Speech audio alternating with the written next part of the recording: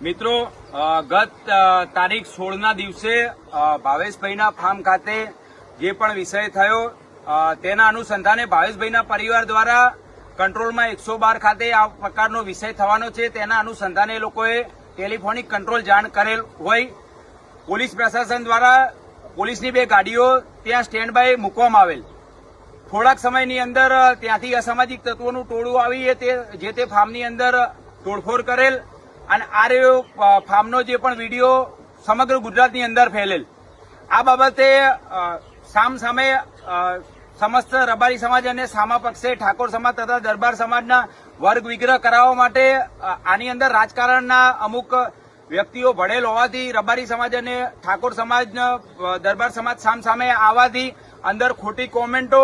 તથા વિડીયોની અંદર ખોટા દુષ્પ્રચાર કરેલ હોવાથી અમારી રબારી સમાજ વતી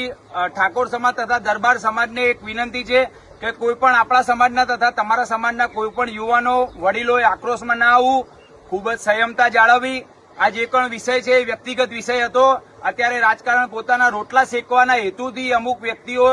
આખો વિષય રાજકારણની અંદર જૂથવાદની અંદર અને વર્ગ વિગ્રહ ગુજરાતભરની અંદર વર્ગ વિગ્રહ થાય તેવા હેતુથી આખું એક ષડયંત્ર રચવામાં આવેલ છે જે પણ વિષય અમારા જે બી ભાવેશભાઈના ફાર્મનો જે બી ગૌચરનો વિષય હતો એ સરકાર દ્વારા જે પણ તોડી પાડવામાં આવેલ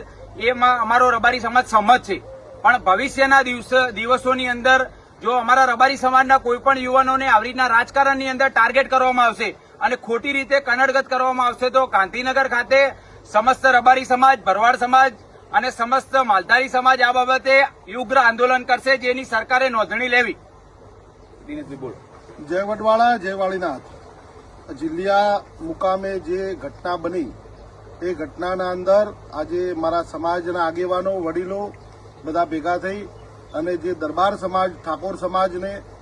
અમે એવી વિનંતી કરીએ છીએ કે પહેલેથી જ રબારી સમાજ દરબાર સમાજ કે ઠાકોર સમાજ એક ભાઈ એક આપણે એકબીજાના પરિવાર તરીકે રહ્યા છીએ. કોઈ સમાજના અંદર વરવિખેર ના આવે, સમાજના ટોળાશાહી સમાજને સામે જૂથમાં લાવવા માટેના ઘણા બધા પ્રયત્નો ચાલી રહ્યા છે પણ એ પ્રયત્નોમાં આપણે સહભાગી ના બનીએ. જે વિષય છે વિષયની તપાસ પોલીસ તંત્ર કરી રહી છે. વિશ્વાસ છે તંત્ર પર, વિશ્વાસ સચોટ તપાસ કરશે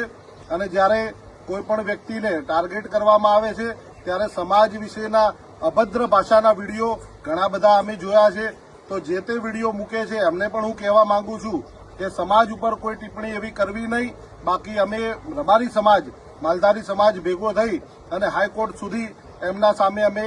કડકમાં કડક પગલાં લેવાના છીએ.